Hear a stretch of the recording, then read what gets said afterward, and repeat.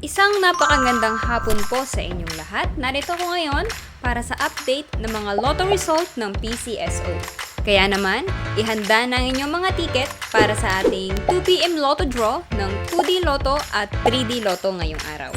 Huwag na nating patagalin pa. Here's our lotto result. For 2D Lotto, the winning numbers are 5 and 25. in exact order.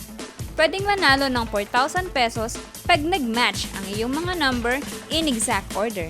2,000 pesos naman para sa Rambolito System Play. Para naman sa 3D Lotto, the winning numbers are 1, 7, and 7. in exact order. Pwedeng manalo ng 4,500 pesos pag nag-match ang iyong mga number in exact order. 750 to 1,500 pesos naman para sa Rambolito System Play. Para naman sa may mga STL ticket, kaninang 10:30 AM STL Departmentalized Draw for Visayas excluding Guimaras, Negros Occidental, and Bacolod City, here's the winning number.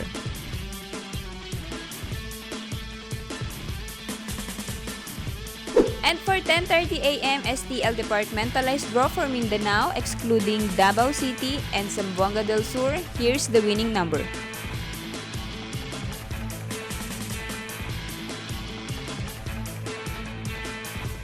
Po ay babala sa ating mga lotto players. Ang lotto ay live na binobola, kaya wala pong nakakaalam ng mga number na lalabas. Huwag pong magpapaloko sa mga nagsasabing alam nila ang lalabas sa game at sa authorized outlet lamang bumili ng ticket bago ang draw.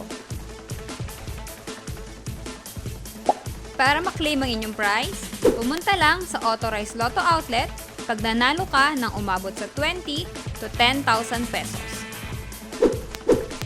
For more than 10,000 to 300,000 ang panalo nyo, sa PCSO branch na pinakamalapit sa inyong lugar, pwedeng i-claim ang prize with 2 valid IDs.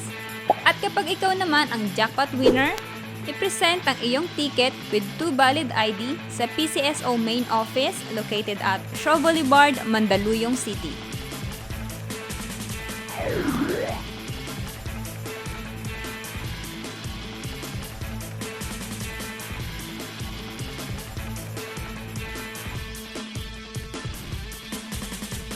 Congratulations po sa lahat ng ating winners at magkita-kita tayo mamayang 5pm draw ng ating 2D Lotto at 3D Lotto. Maraming salamat po.